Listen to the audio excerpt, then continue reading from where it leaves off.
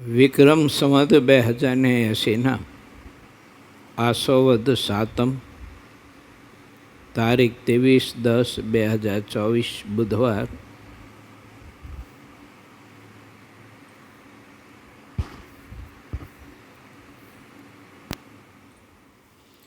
ભગવાન સ્વામિનારાયણ ગઢપુરમાં રહ્યા થકા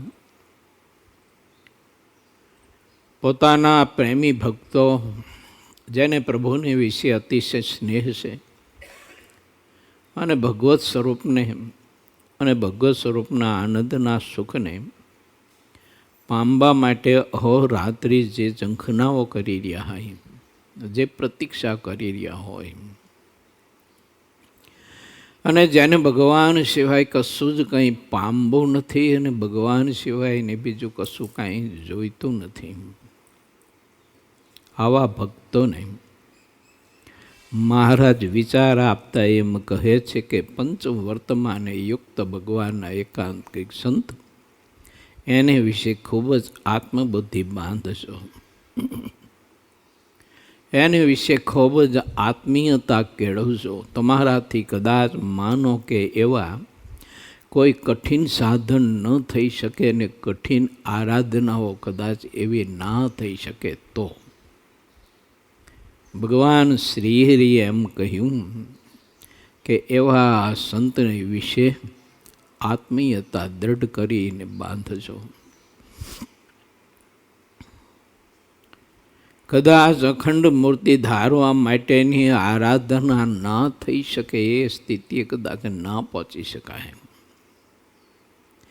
મહારાજમાં અખંડ વૃત્તિ રાખવાનું કદાચ આપણામાં બળ કે સામર્થ્ય કંઈક ના હોય તો મહારાજ કે જે પરમાત્માને અખંડ ધારી રહ્યા હોય તેવા પુરુષને વિશે આત્મીયતા કેળવજો. એના સંબંધે કરીને તમને પરમાત્માનો અખંડ સંબંધ રહેશે, અખંડ સંબંધ રહેશે. કોઈએ શરીર ઉપર જે તે પુષ્પના સુગંધવાળું અત્તર લગાવ્યું હોય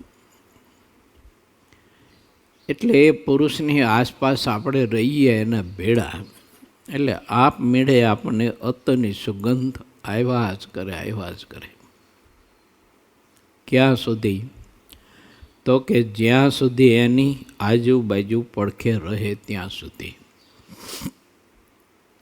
તેમ પરમાત્માની મૂર્તિ જેને સિદ્ધ કરી છે અને સમગ્ર રીતે પરમાત્મા એને વશ છે એવા પુરુષની આજુબાજુ જો આપણે રહીએ તો એને પરમાત્માની મૂર્તિની સુગંધ, સ્વાદ અને આનંદ એમ જ અનુભવાય.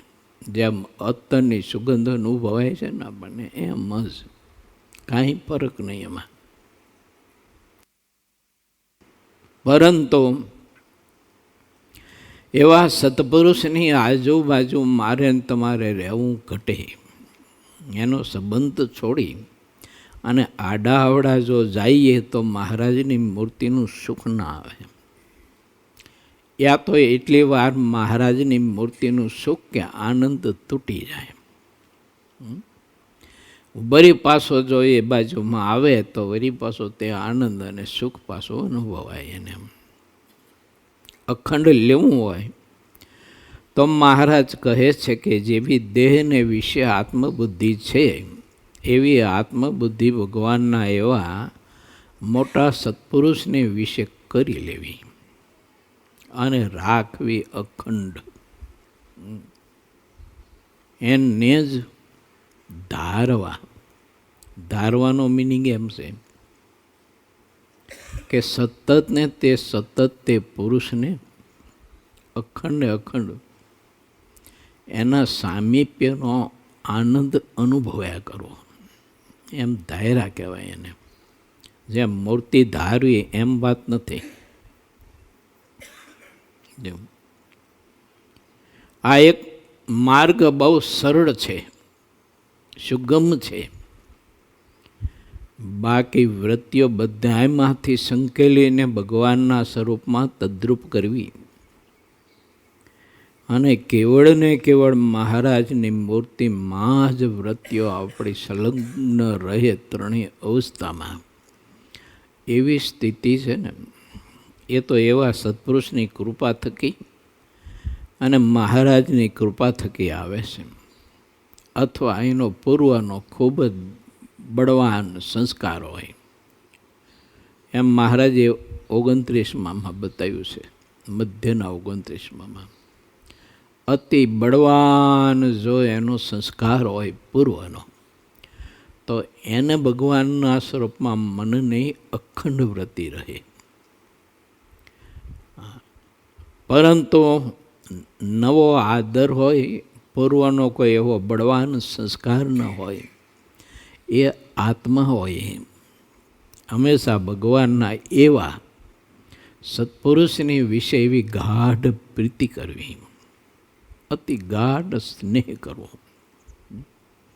આ સરળ છે મોક્ષનું સાધન. મહારાજની મૂર્તિનો આનંદ અનુભવવા માટેનો સરળ માર્ગ છે. પરંતુ સંત કેવા તો કે પંચ વર્તમાને યુક્ત અને ભગવાનની મૂર્તિના જ પ્યાસી હોય. પંચ વર્તમાને યુક્ત તો ઘણા કદાચ મળે, પણ પંચ વર્તમાને યુક્ત અને પરમાત્મામાં અતિશય સ્નેહ હોય અને પ્રભુના સ્વરૂપમાં જે પુરુષ સ્થિત થયા હોય, એવા પુરુષનો સંબંધ જો આત્મા આવી રીતે રાખે ને એની વિશે ગાઢ પ્રીતિ જો આત્મા કરે, તો એ પુરુષને જેવો મહારાજની મૂર્તિનો આનંદ અને સુખ અનુભવાય છે ને જેવો એને કેફ રહે છે મહારાજનો, એવો ને એવો આનંદ અનુભવાય ને એવો કેફ રહે કે હું તો અક્ષરધામને પામી ચૂક્યો છું. કેમ?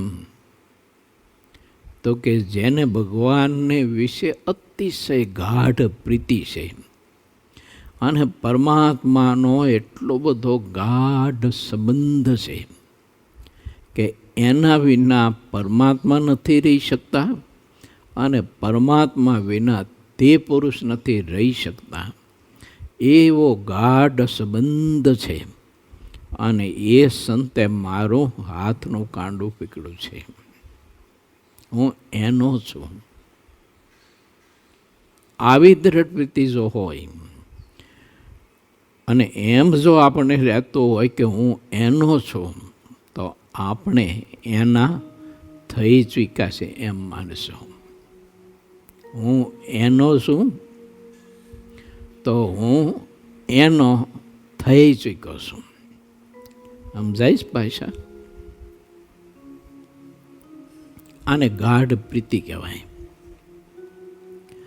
હું મહારાજના આવા મુક્ત પુરુષનો દાસ છું એનો, એટલે હું એનો છું એમ. એનો એટલે મહારાજનો. હું એનો છું એટલે હું એનો છું એમ. હું મહારાજના એવા મુક્તનો દાસ છું એટલે હું મહારાજનો છું. કેવો સરળ રસ્તો છે.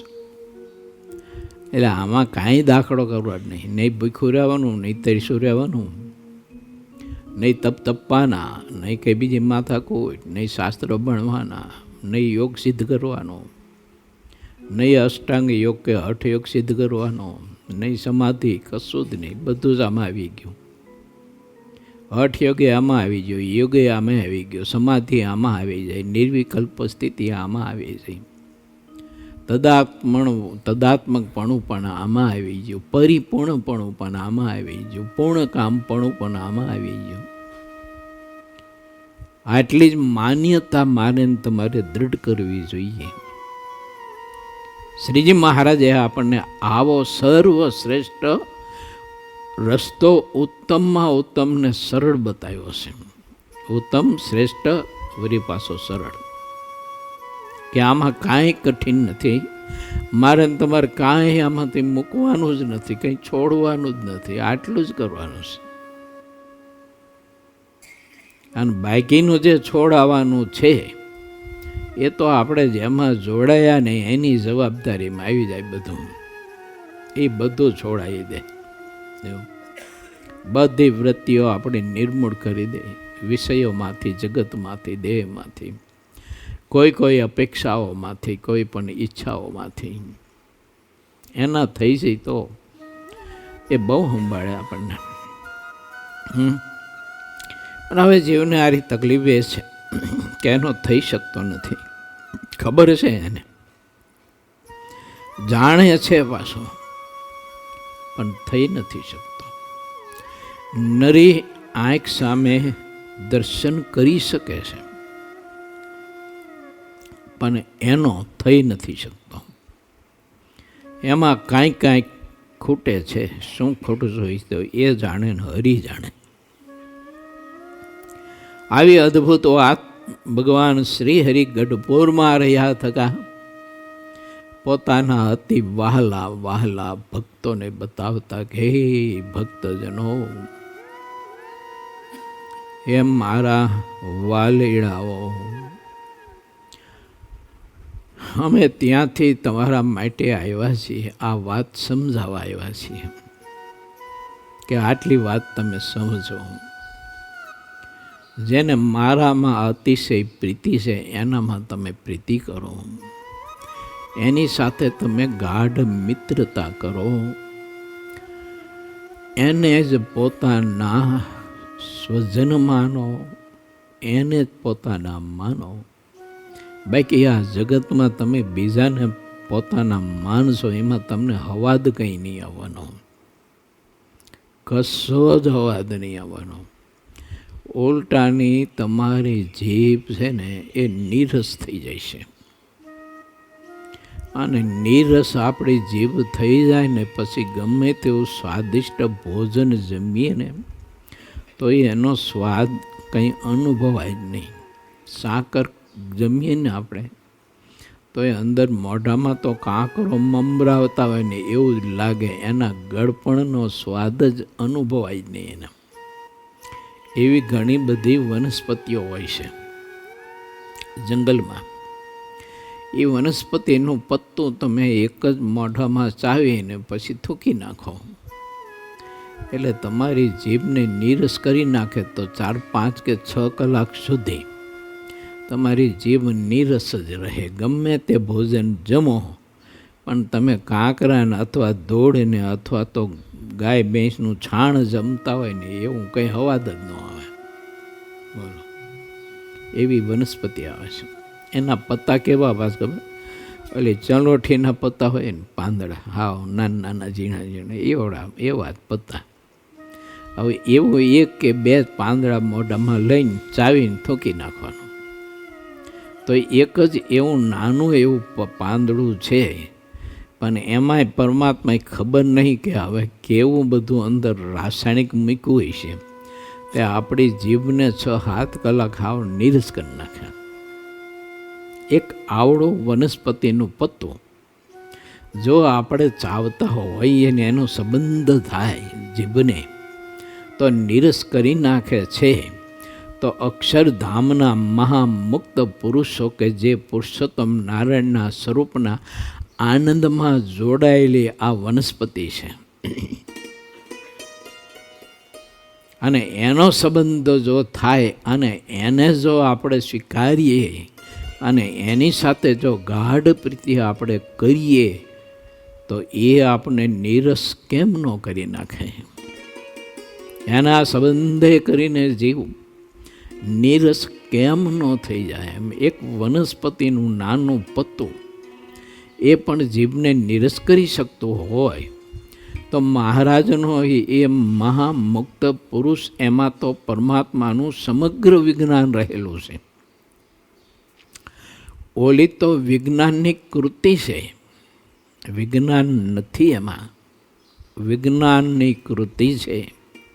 અને આમાં તો મૂર્તિમંત વિજ્ઞાન રહેલું છે મોટા પુરુષમાં. અને એનો સંબંધ થાય તો આત્મા પંચ વિષય કે જગત કે બીજી કોઈ અપેક્ષા મહારાજની મૂર્તિના સુખને બાદ કરો તો એ સિવાયનું બીજું બધું નિરસ કેમ ન કરી નાખે? થઈ જાય નિરસ.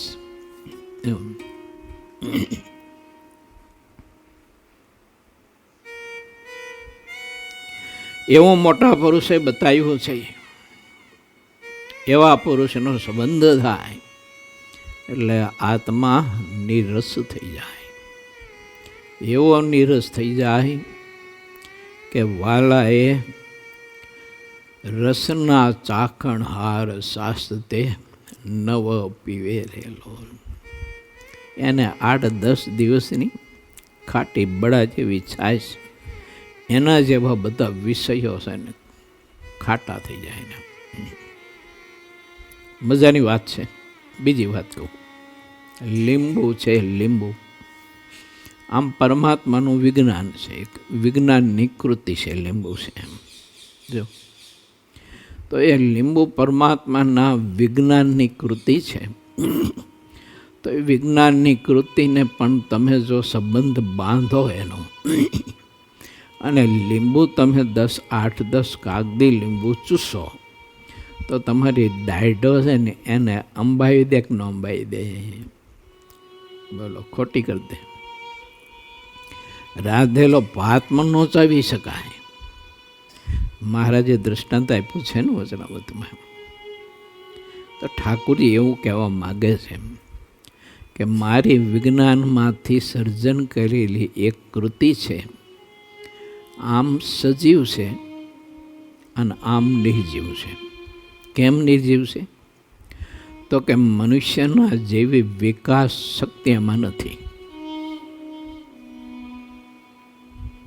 સ્વ શરીર વિકાસ શક્તિ છે એટલે વૃક્ષ છે ને એ દિન પ્રતિદિન વિકાસ પામે છે, વૃદ્ધિ પામે છે.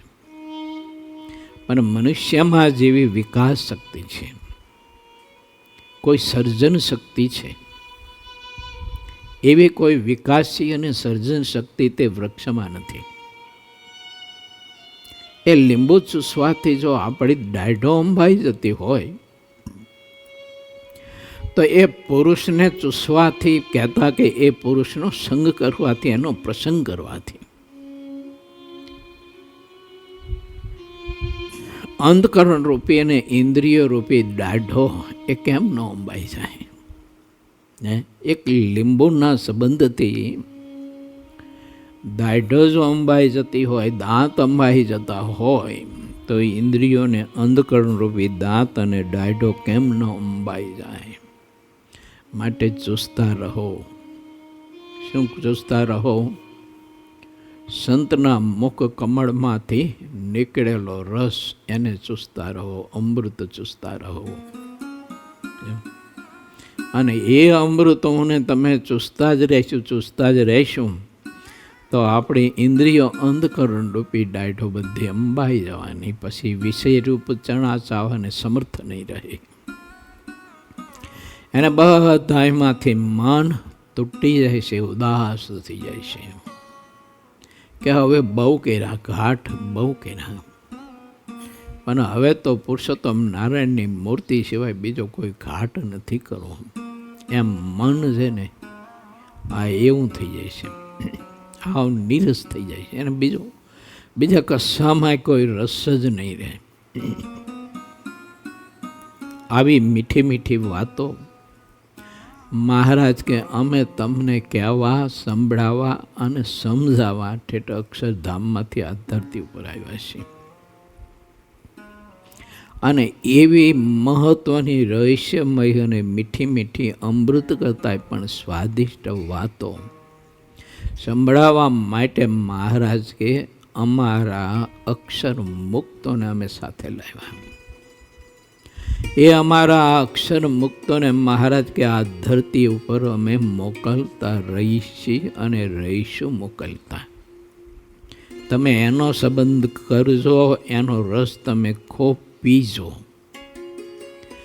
જેમ જેમ રસ તમે પીશો તેમ તેમ તમારી ઇન્દ્રિયો અંતકરણ રૂપી ડાયટો દાંત એ ધીમે ધીમે ધીમે ધીમે ધીમે અંબાતા જશે અને અંબાઈ જશે સંપૂર્ણ. ત્યારે વિષયરૂપી ચણા તમારાથી ચવાશે નહીં. ભૂખ્યા હશો ને તો ભાતનો દાણો આખે આખો તમે ગળી જઈશો, અથવા ચણા આખે આખા ગળી જઈશો, પણ ચાવી તો નહીં જ શકો.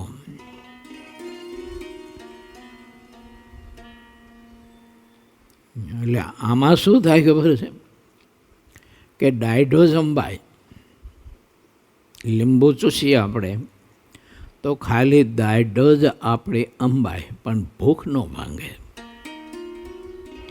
અને સંતરૂપી જો એ અમૃતનો રસ જો પીવે ને તો એની ભૂખે ભાંગી જાય, અને દાઢો અંબાઈ જાય, દાંતે અંબાઈ જાય.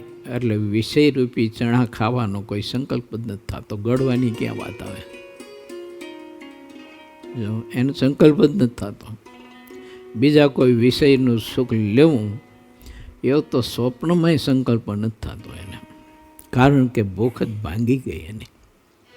એ અમૃત રસ જ એવો છે કે એને તૃપ્ત કરી દે આત્માને.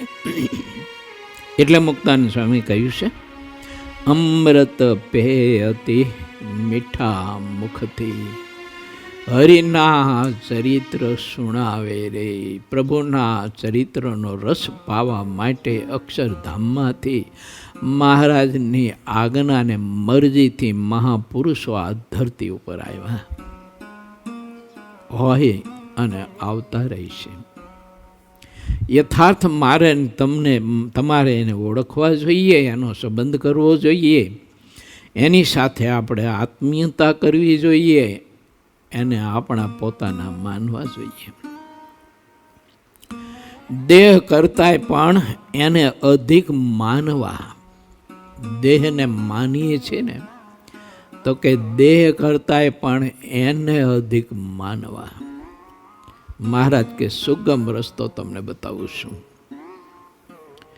નથી તમારે હિમાચલ પ્રદેશમાં જવાની જરૂર, અને ત્યાં જઈને કોપિન પર બરફેલા પહાડોની બીચમાં તમારે ઊંધા મસ્તકે કોઈ જોરાવાની જરૂર નથી. જો જે જોઈએ છે, જે તત્વ છે, એ તત્વ મહારાજ કે હું તમારી બીચમાં રાખું છું. મહારાજે પરમહંસોને સમાજની બીચમાં રાખ્યા. જે સમાજને તે અલિપ્ત છે, એને સમાજ સાથે કોઈ લેના દેના નથી, કોઈ લેવા દેવા નથી. એને સમાજ પાસે કોઈ સ્વાર્થ નથી, સમાજ પાસે એને કશું લેવું નથી. એને કેવળ ને કેવળ સમાજને આપવું છે, એ તે હરિનું જ સુખ આપવું છે.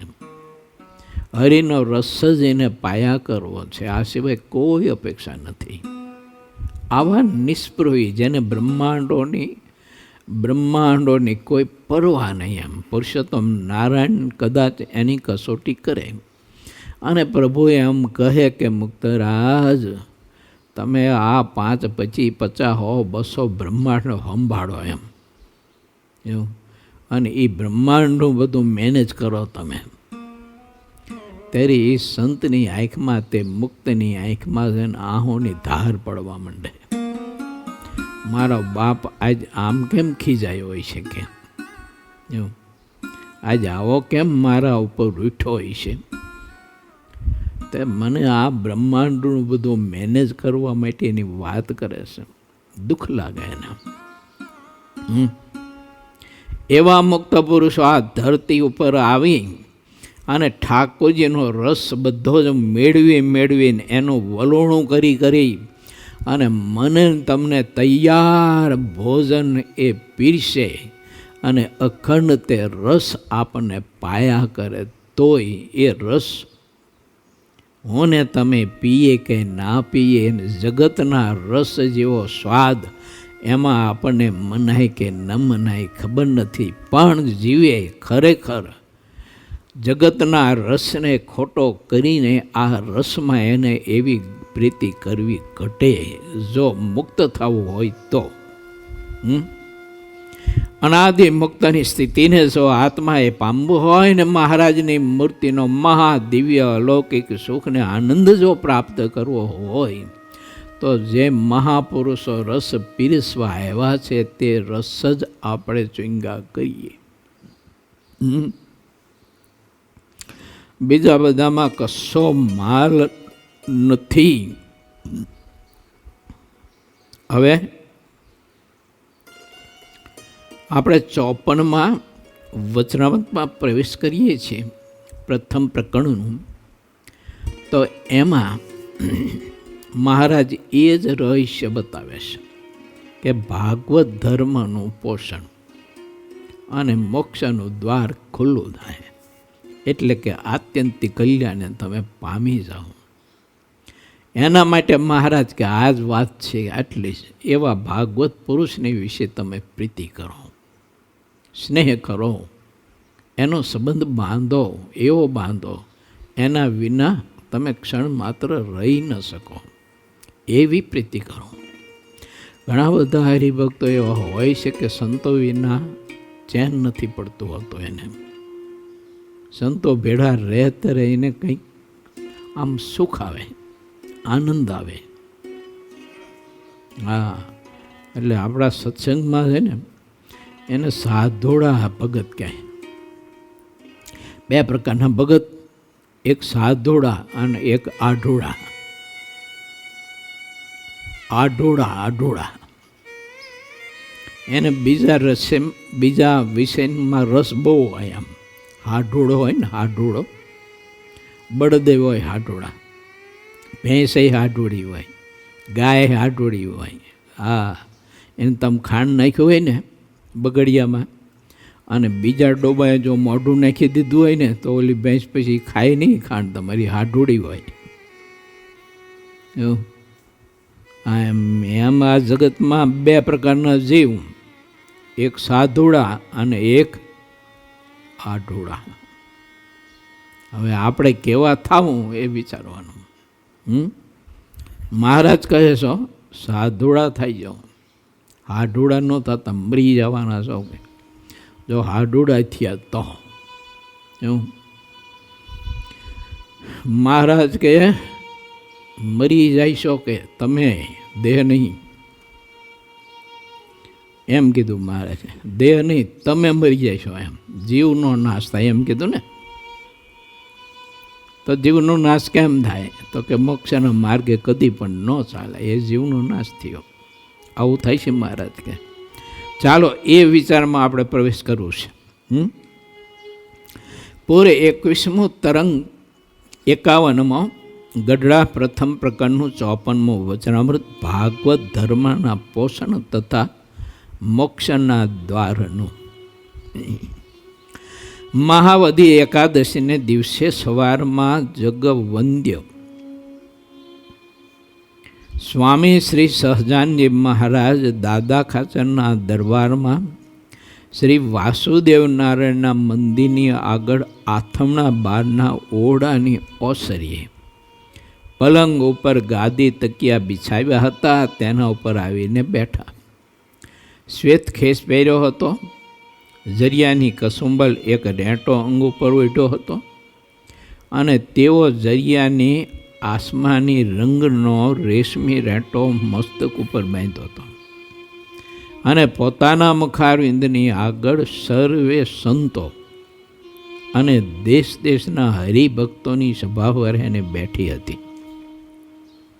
પછી મુક્તાનંદ સ્વામીએ શ્રીહરિને પ્રશ્ન પૂછ્યો કે હે મહારાજ, શ્રીમદ ભાગવતના એકાદશ સ્કંદમાં જનક રાજાને નવ યોગેશ્વરના સંવાદે કરીને ભાગવત ધર્મ કયા છે જેમાં અલૌકિક મર્મ રહ્યો છે.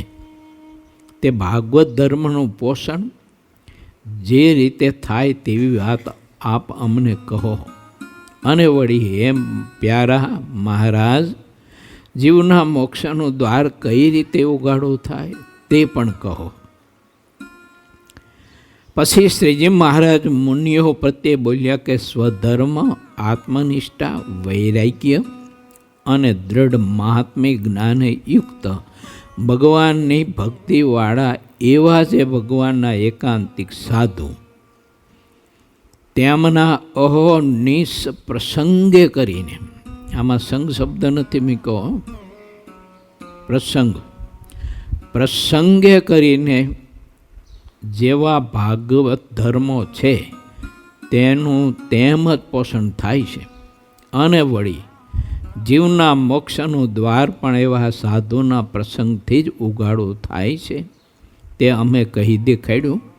તે વાત કપિલ દેવ ભગવાને દેવહૂતિ માતા પ્રત્યે કહી છે કે પ્રસંગ મજરમ પાસમાત્મન કવયો વિદુઃ સ એવ સાધુષુ કૃતો મોક્ષ દ્વારમ અપાવ્રતમ. જીવો આ જીવને પોતાના દેહના સંબંધીમાં દ્રઢ પ્રસંગ રહ્યો છે, તેઓને તેઓ જ દ્રઢ પ્રસંગ જો સાધુને વિશે થાય તો તેણે કરીને જીવ મોક્ષને પામે છે, મોક્ષનું દ્વાર ઉગાડવું થાય છે અને ભાગવત ધર્મનું પોષણ થાય છે. કેવા સંત બતાવ્યા? સ્વધર્મમાં દૃઢ હોય, સ્વધર્મમાં દૃઢ હોય. સ્વામિત્વ ન ભોગવતા હોય. જો સાંભળજો હું કહું એ, સ્વધર્મમાં દૃઢ હોય. એમાં પંચવર્તમાન એ બધું તો છે જ અને હોવું જ જોઈએ, પણ સ્વામિત્વને ન ભોગવે, પરંતુ દાસત્વને ભોગવે. સમજાય છે આમાં? સ્વામિત્વ પણ ના ભોગવે, દાસત્વ પણ ભોગવે તો એ કોઈનો માલિક ન બને. એ કોઈનો માલિક ન બને, હકદાર ન બને. અંતરથી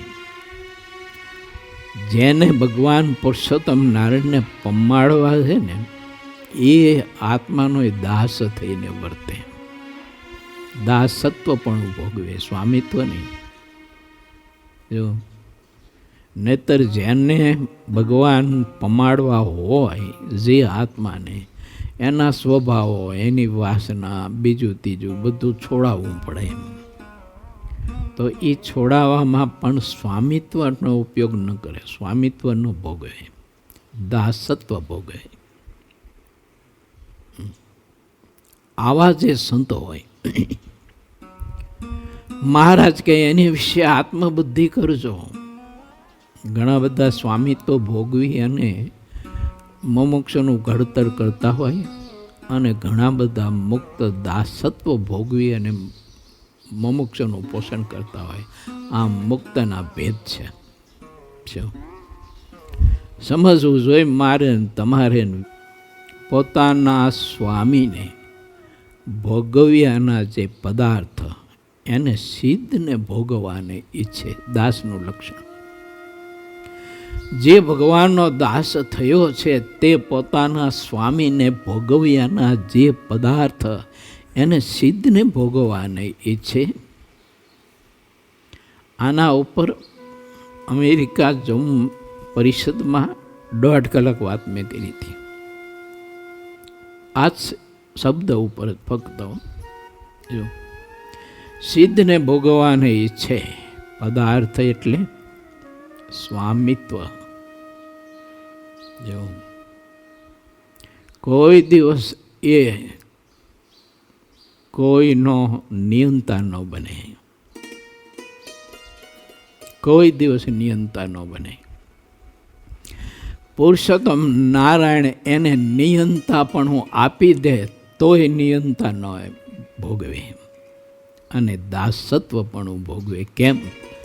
તો કે નિયંતાપણું અને સ્વામિત્વ એ તો પુરુષોત્તમ નારાયણ ભોગવી શકે, અને એ જ ભોગવે. જે દાસ થયો એને તો એ સ્વામિત્વ ભોગવાનો શુદ્ધો સંકલ્પ સ્વપ્નમાં ન થવો જોઈએ. થાય તો એ ઘણા બધા સ્ટેપ નીચે વયો જાય. એવું એક બે નહીં, ઘણા બધા સ્ટેપ નીચે વયો જાય.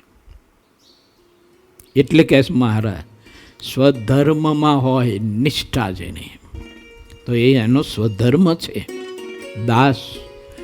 દાસપણાનો એનો સ્વધર્મ છે. તો એ કદી સ્વામિત્વ ન ભોગવે. અને સ્વામિત્વ ભોગવવાનો સંકલ્પ થાય તો દાસત્વ પણ ગયું, દાસ મટી ગયો. મહારાજ કહે છે કે તમારે ભાગવત ધર્મનું પોષણ કરવું છે તો મહારાજ કે આવા સંતના પગ પકડજો, એમાં પ્રીતિ કરજો, જરાક ધ્યાન રાખજો, થોડીક દ્રષ્ટિ રાખજો, શાસ્ત્રના અર્થને ને મર્મને સમજવા માટે પ્રયત્ન કરજો. નહીં તો મહારાજે એવું કહ્યું કે પોતાના સ્વામીને ભોગવવાના જે પદાર્થ એને સિદ્ધને ભોગવવાને ઈચ્છે તો પદાર્થમાં તો આપણે આવું બધું માની લઈએ. એમ ખાવા પીવાના, ઓઢવા પહેરવાના, ખાટલા ડોલિયા પલંગ ખાટ માચી હિંડોળા ફળ ફૂલ વગેરે વગેરે બધું માની લઈએ. એમ નથી. પોતાના સ્વામીને ભોગવ્યાના જે પદાર્થ એટલે કે પરમાત્માનો કરતા ભાવ, જે પુરુષોત્તમ નારાયણનો કરતા ભાવ છે, એ કરતા ભાવ પોતે ના સ્વીકારી લે. હું કરતા છું, મારા આશીર્વાદથી થયું, મારી કૃપાથી થયું, મેં જ્ઞાન આપ્યું એટલે આ એકાંતિક થયો, મારો સમાગમ કરીને આ એકાંતિક સ્થિતિને પામ્યો. એ છે ને પોતાના સ્વામીને ભોગવવાનું જે પદાર્થ એને ભોગવું કહેવાય. જો બોલો જયંતિભાઈ, કેવી વાત છે ઝીણી, એના મહત્ત્વની પાછી. હા, ઝીણી અને મહત્ત્વની. ઠાકોરજી પોતાના દ્વારા ચાહે તે પોતે સામર્થ્ય વર્તાવે, પણ એ મુક્તને સંકલ્પ સુધા ન થાય કે મારા થકી થયું છે. ને ગમે તેવી કથા વાર્તા કરી અને વર્ષો સુધી કથા વાર્તા કરી અને જીવનું પોષણ કરી અને એક ખદ્યોત જેવો આત્મા હતો અને એને પૂર્ણિમાના ચંદ્ર જેવો એટલે કે અનાદિ મુક્તની સ્થિતિ સુધી પહોંચાડ્યો, તો એને કોઈ દિવસ સંકલ્પ ન થાય. અને થાય તો પોતાના સ્વામીને ભોગવવાનો પદાર્થ પોતે ભોગવ્યું છે. ધર્મથી ભ્રષ્ટ થયો એવું, તે પોતાના સ્વધર્મથી ભ્રષ્ટ થયો. પંચવર્તમાન ચૂકે ને ભ્રષ્ટ થાય એટલો સીમાડો ન બાંધી દેતા હો પાછા. જો નહીં તો અહીંયા બધો સીમાડો બંધાઈ જાય. એમ નથી. જ્યારે પોતાના સ્વામીના જે કંઈ સંકલ્પો છે એ સંકલ્પોને એની મરજી પ્રમાણે જાણી અને તે મુક્ત પોતાના સ્વામી વતી મુમુક્ષુને પોષણ કરવા માટેનું જ્યારે કામ કરતો હોય, સેવા કરતો હોય, ત્યારે તે મુક્તને ક્યારેય પણ પુરુષોત્તમને જે ભોગવવાનો પદાર્થ છે એને ભોગવવાનો સંકલ્પ સ્વપ્નમય ન થાય ને. આ એની ઊંચાઈ છે. એને બોલો કરશન કાકા, જબરી વાત છે કે નહીં? નહીંતર હું તમે છે ને પ્રથમનું 14મું વાંચી અને આપણે અર્થ તો એટલો સીમિત જ કરીએ એમ કે મહારાજ જેવા ઢોલિયાનો ઉપયોગ કરતો એવો આપણે ન કરાય એમ. મહારાજ જેવા ખાટલાનો ઉપયોગ કરતા હતા એવો આપણે ન કરાય. મહારાજ જેવા વાઘા વસ્ત્ર આભૂષણો ધારણ કરતા હતા તો એવો આપણે ના ધારણ કરાય. કેમ કે આપણે દાસ છીએ એટલે. આવો સીમિત અર્થ આપણે કરીએ, પણ એ પદાર્થ ભોગવવાનું તો કામ ચાલુ હોય. પોતાના કર્તૃત્વ ભાવની જગ્યાએ પુરુષોત્તમનો કરતા ભાવ તો બિચારો પ્રતિષ્ઠિત કરી નથી શકતો. અને પોતાના કર્તૃત્વ ભાવના આનંદમાં અને એ કર્તૃત્વ ભાવના આનંદના લહેરોમાં તો એ આત્મા તો સતત ને સતત લહેરાતો રહેતો હોય છે. તો બિચારાને ખબર જ નથી કાંઈ, કરે આ શું થઈ રહ્યું છે કાંઈ ખબર જ નથી, ગમત નથી. બોલો, માટે વિચારીએ. મહારાજ કહે છે કે સ્વધર્મમાં નિષ્ઠાવાળા હોય તો સ્વધર્મને મેં કીધું એમ કોઈ સીમિત અને એને કોઈ કિલ્લાની રેખા ન બાંધી દેતા. વ્યાપક છે ધર્મ, આ સ્વધર્મ કહેવાય. જો ઓલું બધું સાધારણમાં વયું જાય છે. હવે આવી સ્થિતિને જે મુક્ત પામ્યા હોય ને એને પંચવર્તમાન રૂપી જે ધર્મ છે ને એ તો બધું સાધારણમાં વયું જાય છે. પછી આનો આ પરમ ધર્મ સ્વધર્મ કે એટલી ઊંચાઈ ને એટલી સ્થિતિએ પહોંચ્યો ને પરમાત્માનો એવો સાક્ષાત્કાર છે અને પરમાત્મા ઘડીભર પણ તે મુક્તને છોડતા નથી, એ મુક્તથી દૂર નથી થતા. આટલો બધો ગાઢ સંબંધ છે. કદાચ વિકલ્પમાં વાત કરું છું કે કદાચ મુક્ત મહારાજ વિના ઘડીભર રહી શકે, પણ મહારાજ મુક્ત વિના ઘડીભર ન રહી શકે. આટલી ઊંચાઈએ પહોંચેલો મુક્ત એ પોતાના સ્વામીને ભોગવાનું જે છે એ ભોગવાને ઈચ્છે નહીં. સ્વામી સેવક ભાવ, કરતા ભાવ કોઈ દિવસ ભૂલે નહીં. એ છે બધું. હા, મારો અને તમારો ભાવ સ્વીકારે એ વસ્તુ જુદી છે. એના થકી આપણું કોઈ કામ થયું હોય તો આપણે હાથ જોડીને કહીએ કે બાપજી તમારી કૃપાથી આ મારું કામ થઈ ગયું. તો એ સ્વીકારે, પણ એ સ્વીકારીને ભોગવે નહીં. એ સફરજન લઈને ઠાકોરજીને જ આપી દે. આપણે હોય તે સફરજન ખાઈ જઈએ. આપણે સમજાય છે ને કહું કે નહીં સમજાતું? જો આપણને તો તરત જ એમ થઈ જાય કે હા મારા વચને કામ થઈ ગયું. સફરજન ખાઈ ગયો જીવ તરત જ. એ ઓલો ન ખાય, એ તો ઠાકોરજીને આપી દે. લો મહારાજ આ જયંતિભાઈ એક કેરી આપી હતી ને સફરજન આપ્યું હતું, લો. નારાયણભાઈ ને આ માવજીભાઈ એમ ચીકુ આપ્યું હતું ને કેળું આપ્યું હતું. મહારાજ લ્યો તો આ તમારું છે. બોલો, સ્વધર્મનો મર્મ કેટલો છે, કેટલું ઊંડું રહી પડ્યું છે એમાં. એનું વલણું કરવું એટલે બહાર આવે માખણ. એમને એમ ન આવે, વલણું કરવું જોઈએ તો બહાર આવે. બહુ મજાની વાત છે.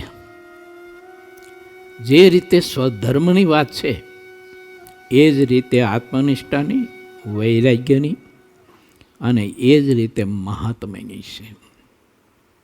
કે જેમ જેમ પરમાત્માની નજીક જાય ઢુકડો જાય, સારંગપુરના 17માં પ્રમાણે, તેમ તેમ દાસત્વપણું અધિક ને અધિક વધતું જાય છે. જો જેમ જેમ ઢોકળો જાય એમ દાસત્વપણું અધિક ને અધિક વધતું જાય છે. આ એને જ વધે કે પોતાના સ્વામીને ભોગવ્યાના જે પદાર્થ એને ભોગવાનો સંકલ્પ સુદ્ધા ન થાય ને એ જ ઢોકળો જઈ શકે. જો હા, બાકી તો ઢોકળો છો એમ બતાવી શકાય, બાકી એ ઢોકળો ન હોય એ તો ઘણો છેટો હોય. કેમ તો કે પોતાના સ્વામીને ભોગવવાનું જે સ્વામિત્વ જે છે એ જીવ પોતે એમાં ખૂંચાઈ ગયો. એ પોતે ભોગવે છે, પોતે કરતા થઈ જાય છે. હવે પોતે કરતા થઈ જાય અને પોતે જ એ ભોગતા થઈ જાય તો વિચારો ને, બહુ સીધી જ વાત છે કે ઠાકોરજીથી આત્મા કેટલો દૂર હોય. હું તમે નજીક માનીએ પણ હકીકતે આ નજીક નથી, બહુ દૂર છે. તો એટલો બધો દૂર હોય અને એની સાથે આપણે હેતને પ્રીતિ કરીને જોડે તો એ ઠાકોરજીથી દૂર રાખે છે, નજીક રાખે. શું કરે? દૂર જ રહો. તને એની સાથે તમે જોડાયા હોય ત્યારે દૂર જ રહો. ત્યારે ખડબડેલી ગાડી હોય અને એમાં તમે બેસો તો એ ગાડું તો સારું ખબર નહીં હવે, ગમે ત્યાં રોકાય, એક્સલ ભાંગી જાય, ટાઈમિંગ બેડ લૂઝ થઈ જાય, કંઈક ને કંઈક થાય તો એ આટલું ગાડું તો વચમાં અહીંયા પડ્યું જ રહે. પછી તમે થોડાક આગળ જઈ શકવાના છો. વાત આવી છે. માટે ભગવાન શ્રી હરિ કહે છે કે હે ભક્તજનો, માતા દેવ તે કહ્યું છે એમ પ્રસંગ મજરમ પાસ મહાત્મા ન કવયો વિદુષ એવ સાધુસો મોક્ષ દ્વારમ અપામૃતમ. એવી પ્રીતિ કરજો, એવી પ્રીતિ કરજો એ સંતને વિશે. મહારાજ કે ભાગવત ધર્મનું પોષણ થશે અને તમારામાં ભાગવત ધર્મ આવીને વાસ કરશે. અને જે આત્મામાં ભાગવત ધર્મે આવીને વાસ કર્યો તો એ ભાગવત ધર્મ છે ને એ ભગવાનની મૂર્તિમાં છે. શેમાં છે? ભાગવત ધર્મ તે પરમાત્માની મૂર્તિમાં છે. વચનામૃત ગ્રંથમાં એવું લખ્યું છે કે ભગવાન જ્યારે આ લોકમાંથી સીધાયા ત્યારે ધર્મ કોના શરણે રહ્યો? હવે ને વાત પરમાત્મામાં રહે છે. એટલે ભાગવત ધર્મે જે આત્મામાં વાસ કર્યો તો એ વાત એ આત્મામાં પરમાત્માનો પણ વાસ થઈ ગયો, જરાય દૂર નહીં. માટે મહારાજ કહે છે કે એવા સાધુને વિશે આત્મબુદ્ધિ બાંધજો ને. આ વાત વાંચી સાંભળી અને સીધા ભૂરાટા ન થઈ જતા, એમ વિચારજો કે કોઈ એ ભગવાધારી આપણો મોક્ષ કરવા માટે, આપણે ભગવાનના માર્ગે પ્રવર્તાવવા માટે એ સંત પ્રયત્ન કરે છે ખરા, પણ એ સ્વામિત્વ ભોગવે છે કે નથી ભોગવતા એ તો તપાસવું જોઈએ. બાકીના પંચ વિષય તપાસવું એ તો ઠીક છે, હવે બધું એ તો હોય છે, એમાં કંઈ બહુ મોટી વાત નથી એમાં એમ. પણ આ મોટી વાત છે. ઓલામાં લોચો ન પડે, આમાં પડે. મારે જે હું લખ્યું મધ્યના 9માં, કોઈ પણ પ્રકારના વર્તમાનમાં કાંઈક ખામી રહેશે તો મહારાજ કે પ્રાયશ્ચિત કરીને શુદ્ધિ થાય છે, અવકાશ છે એમાં. પણ મહારાજ કે સ્વરૂપ નિષ્ઠામાં કોઈ અવકાશ જ નથી. કહી દીધું કે ન કહી દીધું? કોઈ અવકાશ જ નથી. એટલે સ્વામિત્વ જેને ભોગ્યું ને સ્વામિત્વ ભોગવાનો સંકલ્પ થયો એટલે નિષ્ઠા તો છે ગઈ. નિષ્ઠા ગઈ એટલે પછી થઈ ગયું ફળ નીરસ. એટલે એ ફળ નીરસ થઈ ગયું એટલે ઉપરથી ફળ સારું દેખાય પણ વડનો ટેટો બની ગયો. હતું કેરીનું ફળ રત્નાગીરી શાખનું, પણ બની ગયું વડના ટેટાનું ફળ. વડનો ટેટો ઉપરથી સરસ મજાનો આકર્ષક લાગે, લાલ ઘઉં જેવો સરસ મજાનો લાગે, પણ એમાં કોઈ રસ ન હોય, કૂચા જ હોય, નરા કાંઈ રસ ન હોય. જોઈજો ક્યારેક એને, બહુ મજાની વાત છે. શ્રીજી મહારાજે વચનામૃત ગ્રંથમાં છે ને જે આપણને રહસ્ય આપ્યું છે ને, ઓહો અજબ ગજબનું, અજબ ગજબનું. આવું ક્યાંય મળે જ નહીં. બોલો મળે જ નથી ભાઈ, કોઈ જગ્યાએ ન મળે. એટલા બધા આપણા વૈયા ગયા. મેં તો સાંભળ્યું નથી, તમે સાંભળ્યું હોય તો ખબર નથી.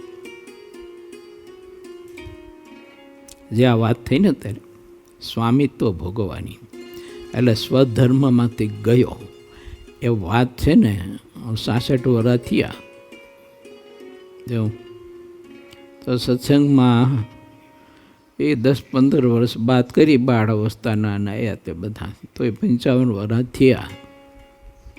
એ 55 વર્ષની લાઈફમાં આ નથી જાણવા નથી મળ્યું.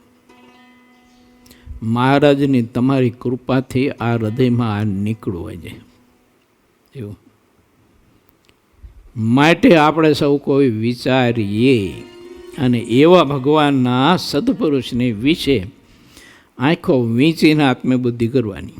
શું કરવાનું? આંખો વીંચીને આત્મબુદ્ધિ કરવાની. પછી શ્રીહરિની સમીપે રહેનારા એવા સુખમુનિએ દિન ભાવે શ્રીહરિને પ્રશ્ન પૂછ્યો. ગમે તેવો આપતકાળ પડે તો પણ પોતાના ધર્મથી ખસે નહીં તે કઈ રીતે ઓળખાય? તેના લક્ષણ કેવા હોય તે કહો. કેમ છે? કહ્યા વિના કેમ ખબર પડે? પછી શ્રીહરિ પોતે તો સર્વ વાતને જાણે છે અને જે વાતને જે જાણતા હોય તેને તે વાત કહેવામાં કાંઈ વિલંબ લાગતો નથી. પછી શ્રીહરિ બોલ્યા, જેને પરમેશ્વરના વચનની રાત દિવસ ખટક રહેતી હોય અને જે નાનું મોટું એક પણ વચન લોપી શકે નહીં તેવી રીતનો જેનો સ્વભાવ દેખ્યામાં આવે, તેને ગમે તેવો આપતકાળ આવી પડે કે પ્રાણ જાય એવું સંકટ આવે તો પણ ક્યારેય સ્વધર્મમાંથી પડે નહીં. માટે જેને પરમેશ્વરના નાના મોટા વચન પાળવાની જેટલી દ્રઢતા હોય તેટલો તેને ધર્મ દ્રઢ રહે છે અને તેમાં જેટલો પ્રમાદ રહે તેટલી તેમાં કસર રહે છે તે જાણી લેવું. આજે સ્વધર્મની વાત કરીને મહારાજે અહીંયા એ પંચ વર્તમાન આદિક એ જે ધર્મ છે એનો પોતાનો સ્વધર્મ, એમાંથી ચલિત ન થાય કદી પણ. હા, એ તો કોઈ સાધારણ જીવ હોય ને એ ભક્તિ કરતાં કરતાં કરતાં કરતાં એટલી સ્થિતિએ પહોંચે ને એટલે એમાં તો એ ન લેવાય કોઈ દિવસ, કદી ન લેવાય. પણ મેં જે વાત કરીને સ્વધર્મની, જે સ્વામિત્વપણાની, હા એમાં તો ભલભલો લેવાઈ જાય તમારે. જો હા, ભલભલો લેવાઈ જાય અને સ્વામી સેવક ભાવને ઉપાસના બે જાય. કાર્યનું 10મું એમ કહે છે, જો ઉપાસના અને સ્વામી સેવકપણાનો જો નાશ થતો હોય, ટળતું હોય તો એવાનો સંગ અને એવું શાસ્ત્ર મહારાજ કે કોઈ દી વાંચવું નહીં, સાંભળવું નહીં અને એનો તત્કાળ ત્યાગ કરી દેવો. કેવી રીતે કરવો એ શબ્દ મૂક્યો છે એમાં, વાંચી લેજો તમે. જો એવી રીતે ત્યાગ કરવો એમ લીખું છે. હાલો હું કહું તમને, એવી રીતે ત્યાગ કરો કે જેમ માણસ મળનો ત્યાગ કરે છે ને એમ કરવું. જો એનો એમ ત્યાગ કરવો. કોનો? તો કે ઉપાસનાનું ખંડન થતું હોય અને સ્વામી સેવક ભાવ ટળી જતો હોય તો મહારાજ કહે છે એનો ત્યાગ એવી રીતે કરો તો બચશો, ને તો બધું બફાવાનું. નિર્દંભ ભક્તની મહત્તા, જે ભક્ત પ્રભુના વચનમાં જેટલો તત્પર થઈને નિર્દંભપણે વર્તતો હોય તેટલો તે નિર્દંભ ભક્ત મહાન કહેવાય છે. આમાં છે ને સ્થિતિનું મોરું છે ને, સ્થિતિનું મોરું પહેરાઈ જવાનું હોય અથવા કોઈએ પહેરાવી દીધું હોય. મજાની વાત કરે છે. જેને સ્થિતિનું મોરું પહેરી લીધું હોય કે કોઈએ પહેરાવી દીધું હોય અને એ જે ક્રિયા કરતો એ બધો દમ છે. બોલો, જે ક્રિયા કરતો હોય ને જે બધો દમ છે. મજાની વાત છે. જે ભક્ત પ્રભુના વચનમાં જેટલો તત્પર થઈને નિર્દમપણે વર્તતો હોય તેટલો તે નિર્દમ ભક્ત મહાન કહેવાય છે. સત્સંગમાં નિર્દમ ભક્તોનો જે સમાગમ કરે છે તેનું અંગ દિવસે દિવસે અધિક વધતું રહે છે. આ કથા રહીને આજની એ કથા પરમ એકાંતિક સ્થિતિને પામ્યા પછીની કથા છે બધી. જો એકાંતિક સ્થિતિને પામ્યા હોય ને એના ઉપરની કથા છે બધી, એના નીચેની નથી. શ્રી હરિ બપોર પહેલાં આટલી વાત કહીને ચાલતા થયા. પછી જેના નામનો જપ મોટા મોટા મુનિઓ કરે છે એવા સ્વયં શ્રી હરિ પોતાને આસને જઈને બેઠા. પછી મુકુંદ બ્રહ્મચારી ફરાળનો થાળ ભરીને લાવ્યા. તેમાં બરફી, પેંડા તથા શિંગોડાનો દૂધપાક હતો. સુરતના એક મહિલા હરિભક્ત હતા. તેનું નામ મહાલક્ષ્મી અને જ્ઞાતિ વણિક હતી. તે કોટી ધ્વજ કરોડપતિ ધનાઢય કહેવાતા હતા. તે સુરતના શ્રીમંત શેઠ ભિખારીદાસના પુત્રી હતા. સાંખ્ય પાડતા અને સંતોની ખૂબ સેવા કરતા. સુરતની સત્સંગ વૃદ્ધિમાં તેમનો મોટો ફાળો હતો લક્ષ્મીબાઈનો. તે દિવસે તેમનું ફરાળ હતું. તેઓ સોનેરી કેળા પણ લાવ્યા હતા.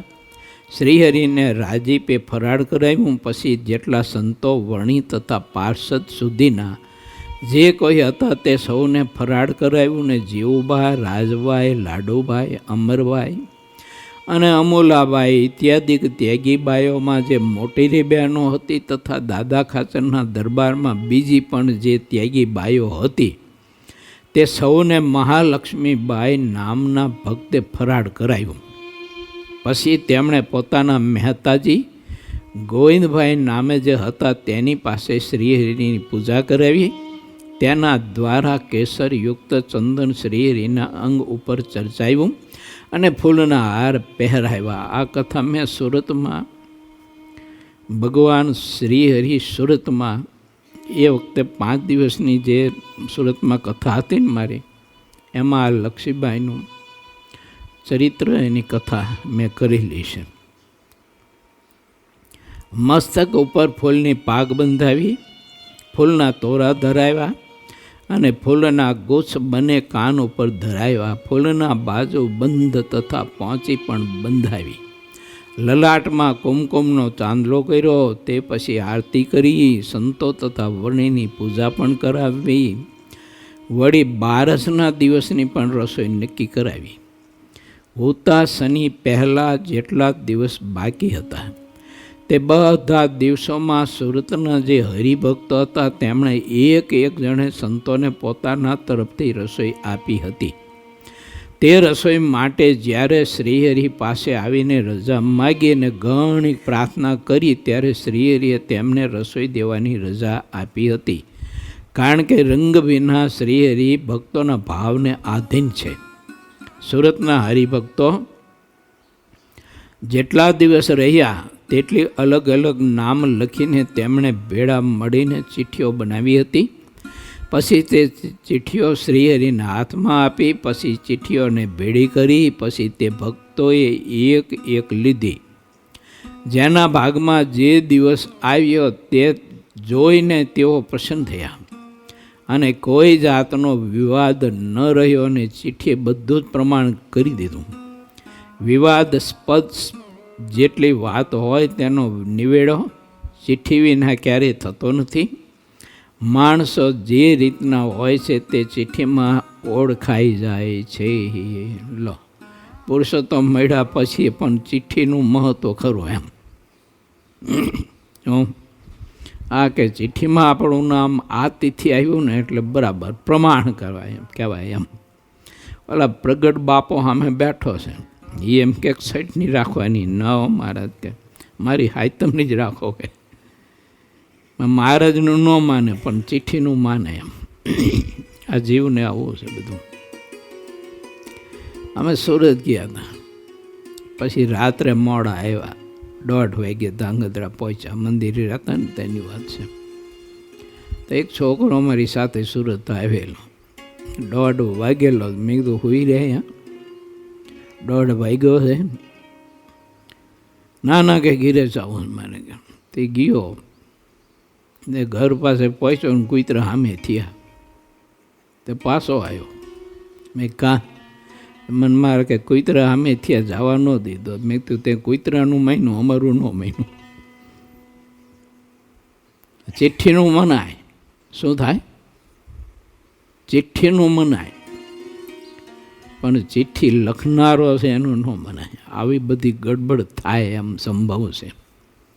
માટે ખૂબ વિચારો, ભગવાનના ભક્ત છીએ આપણે. ઇતિ શ્રી સહજાનંદ સ્વામી શિષ્ય સિદ્ધાનંદ મુનિ વિરચિત શ્રી હરિચરિત્રામૃત સાગરના 21 પૂરમાં ગરડા પ્રથમ પ્રકરણનું 54મું વચનામૃત ગયું. એ નામે 51મો તરંગ સમાપ્ત થયો.